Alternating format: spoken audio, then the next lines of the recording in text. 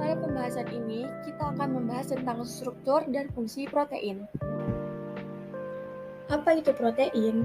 Protein adalah molekul yang dapat ditemukan di setiap sel-sel tubuh yang berfungsi untuk menjaga fungsi, bentuk, serta cara kerja jaringan tubuh, di mana terdapat 20 asam amino yang saling mengikat dan membentuk protein untuk membentuk dan memelihara fungsi sel tubuh.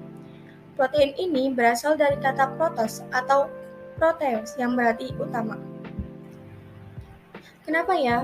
Protein ini penting banget buat tubuh kita. Nah, ternyata protein ini sebagai sumber energi dan membantu meningkatkan sistem kekebalan tubuh kita. Dalam artian lain, tubuh yang kekurangan protein akan rentan terserang penyakit dan infeksi. Unsur kimia penyusun asam amino. Asam amino mempunyai dua gugus kimia, mision. Penyusun yang paling berlawanan sifat yaitu gugus amina, yaitu NH2, yang bersifat basa, dan gugus karboksil yaitu COOH, yang bersifat asam. Akibat adanya dua gugus ini, maka asam amino dapat bereaksi baik dengan asam maupun basa. Ciri-ciri molekul asam amino.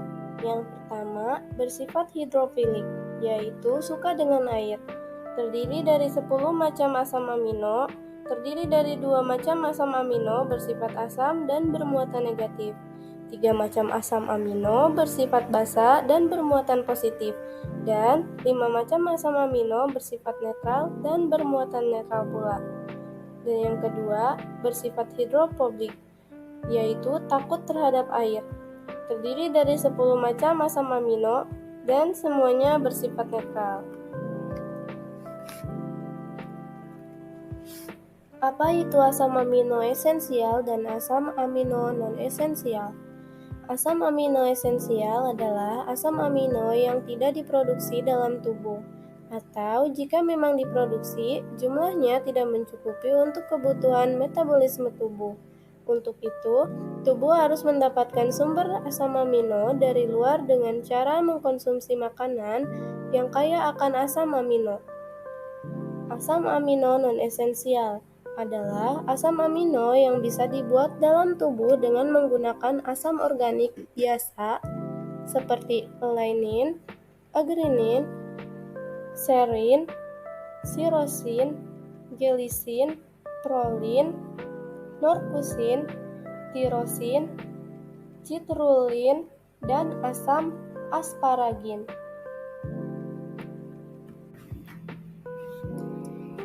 Apa perbedaan struktur kimia antara asam amino yang bersifat asam, basa, dan netral? Asam amino bermuatan negatif atau bersifat asam dapat dilihat pada gambar 4.7 yang ada di samping ini. Dan asam amino bermuatan positif atau bersifat basa dapat dilihat pada gambar di samping juga, yaitu gambar 4.8. Asam amino bersifat netral atau bersifat netral dapat dilihat pada gambar 4.9 dan 4.10. Asam amino yang bersifat netral yaitu asam amino yang mengandung satu gugus amino yaitu min NH2 dan satu gugus karboksil yaitu min COOH dalam molekulnya. Asam amino yang bersifat asam yaitu asam amino yang mengandung dua gugus karboksil dan satu gugus amino. Asam amino yang bersifat basa yaitu asam amino yang mengandung dua gugus amino yaitu min NH2 dan satu gugus karboksil yaitu min COOH. Berikut ada rumus asam amino molekul sederhana. Gambar di samping yaitu gambar 2.4, asam amino berikut adalah alamin dengan gugus metil sebagai rantai samping hidrokarbon yang lebih besar yaitu 3 dan 4 karbon ditemukan pada valin, leusin, dan isoleusin. Rantai samping alifatik yang lebih besar ini bersifat hidrofobik, menolak air dan cenderung membentuk kelompok. Sebagaimana akan dibahas kemudian, struktur 3 dimensi protein yang larut dalam air akan menjadi stabil oleh rantai samping hidrofobik yang berkelompok untuk menghindari kontak dengan air. Perbedaan ukuran dan bentuk rantai samping hidrokarbon ini memungkinkan protein untuk membentuk struktur yang ringkas dan kompak yang berlubang-lubang. Kemudian ada 2 macam asam amino mengandung unsur S, sitein dan metionin adalah asam amino yang mengandung unsur S. Ketika diidentifikasi bakteri menggunakan media TSIA, di mana hasil uji dari bakteri Salmonella typhi akan menghasilkan endapan hitam.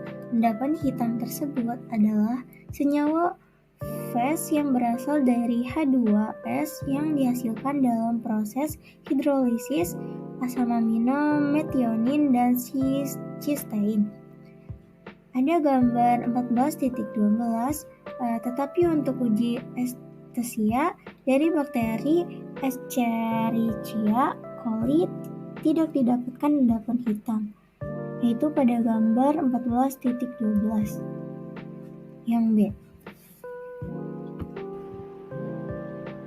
Terbentuknya ikatan peptida antara dua asam amino. Ikatan peptida terbentuk antara gugus karboksil dari satu asam amino dengan gugus asam amino dari asam amino yang lain. Apabila ada dua asam amino dihubungkan oleh satu ikatan peptida, maka disebut sebagai dipeptida. Akan terbentuk adanya N-terminal atau ujung NH2 di salah satu ujung dan C-terminal atau ujung COOH di ujung yang lain, serta dibebaskannya molekul H2O. Komponen tubuh yang tersusun dalam protein. Pada umumnya, protein di dalam tubuh berfungsi sebagai pertumbuhan dan untuk mengganti sel yang rusak. Komponen tubuh yang mengandung protein diantaranya ada rambut, kulit, dan tulang. Yang pertama ada rambut, di mana rambut adalah berfungsi untuk melindungi tubuh dari lingkungan luar, misalnya bulu mata dan alis yang membantu melindungi mata dari debu, kotoran, keringat, air hujan, serta partikel yang dapat memasukinya. Rambut melakukan proses pertumbuhan, di mana proses pertumbuhan tersebut harus memiliki protein. Yang kedua ada tulang. Rangka manusia atau kerangka manusia disangka oleh struktur seperti ligamen, tendon, otot, dan organ manusia yang lain. Sejumlah 206 tulang membentuk sistem kerangka manusia dewasa. Tulang merupakan komponen yang membutuhkan protein, karena tulang tersebut adalah bagian tubuh manusia yang membentuk kerangka manusia. Dan apabila tulang tersebut keropos, maka tulang tersebut kurang proteinnya. Dan jika kita memiliki protein yang cukup, tulang tidak akan mengalami keropos, karena keropos tersebut adalah termasuk juga sebagai pengganti sel yang telah rusak menjadi sel yang baru. Yang ketiga ada kulit, di mana kulit ini merupakan pelindung tubuh manusia yang bersifat tahan air, lentur tapi tetap kuat. Kulit juga merupakan salah satu komponen tubuh yang harus memiliki protein, karena seringkali kulit kita mengalami kulit yang mengelupas. Kejadian tersebut dikarenakannya kurang protein.